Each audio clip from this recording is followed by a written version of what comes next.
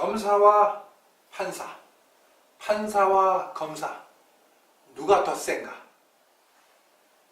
판사는 헌법이 신분을 보장하는 헌법기관이고, 검사는 법무부 소속 공무원에 불과합니다. 그러나 그 비교는 만만치 않습니다. 우선 판사와 검사 모두 사법시험을 합격해야 합니다. 이젠 사법시험이 사라진 대신 변호사 시험 합격 후 판사와 검사로 선발되어야 합니다. 다시 말해서 변호사들 가운데 판사와 검사가 나옵니다. 어찌됐든 판사와 검사 공부를 무지무지게 잘해야 한다는 공통점이 있습니다. 수트너의 남지현이 살인죄로 누명을 쓰고 조사받을 때 자기가 얼마나 어렵게 고시에 합격했는가를 설명하며 자신의 억울함을 털어놓습니다. 귓속말의 박수영, 그러니까 이상윤의 법조관에 수연은 실력이 없어서 사법고시를 통과하지 못하고 그래서 변호사 자격이 없습니다. 그런데 국중에서 박수영은 정말 전혀 깡통이 아닙니다. 머리가 대단히 좋습니다. 그런데도 사법시험에 통과하지 못한 걸 보면 어렵기는 어렵고 통과 자체로 지적 능력이 어느 정도 입증되는 셈입니다. 판사, 검사, 변호사를 한꺼번에 법조 3륜, 즉 법조계의 세 바퀴라고 부릅니다. 그런데 이들 3륜이 서로 꿍짝꿍짝하면 말이 안 되는 것은 당연합니다. 그런데 대한민국에서 서로 법조 3륜이라고 부르면서 상호 협력을 과시합니다. 그 근본이 되는 게 사법연수원 몇 기냐 아니면 사시 몇 기라고 서로 선후배를 따지며 결속력을 과시합니다. 아무리 나이가 많아도 기수 앞에서는 꼼짝 못합니다. 판사와 검사는 넓은 의미에서 공무원이지만 상권 분립의 원칙 때문에 판사는 사법부에, 검사는 행정부에 속합니다.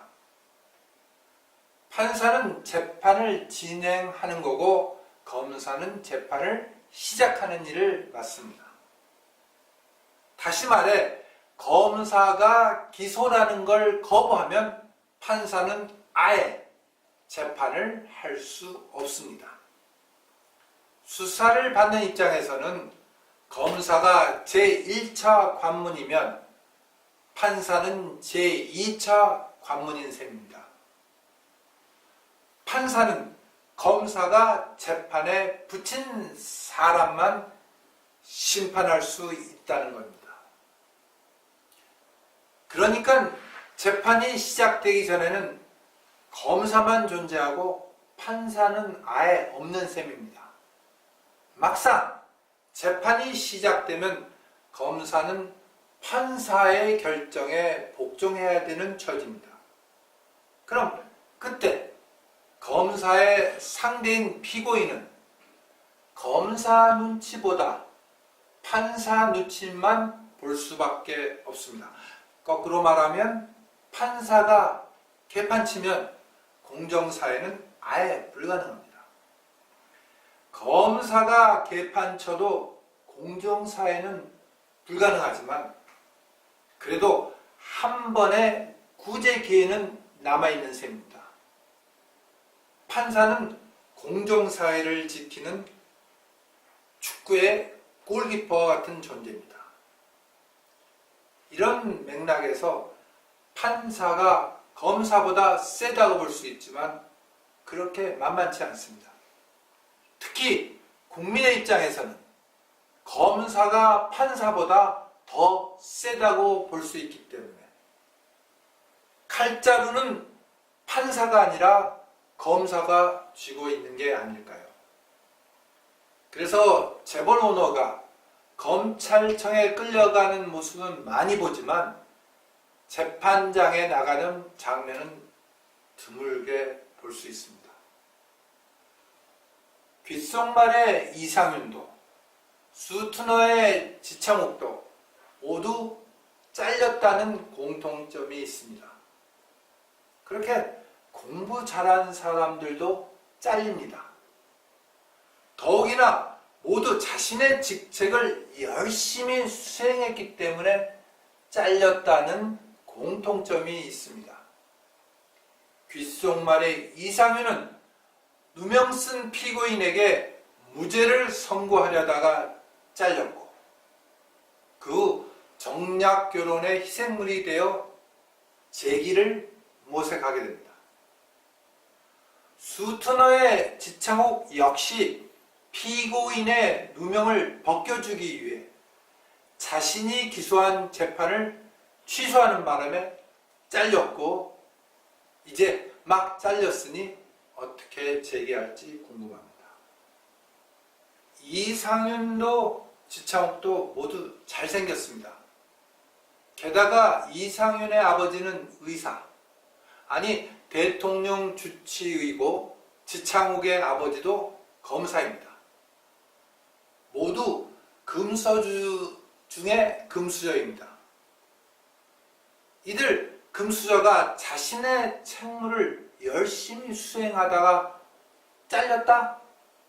이게 믿겨지지 않습니다. 아니 오히려 금수저들이 흑수저들보다 정의파인가? 아마도 그럴지 모릅니다. 판검사에겐 너무나 유혹이 많으니까 금수저인 게 국가적으로 보면 다행일지도 모르겠습니다. 금수저 이상윤에게는 가난한 기자의 딸 이보영이 여친으로, 금수저 지창욱에게는 가난한 홀어머니의 딸 남지연이 여친으로 있습니다. 이들은 모두 흑수저인 셈입니다.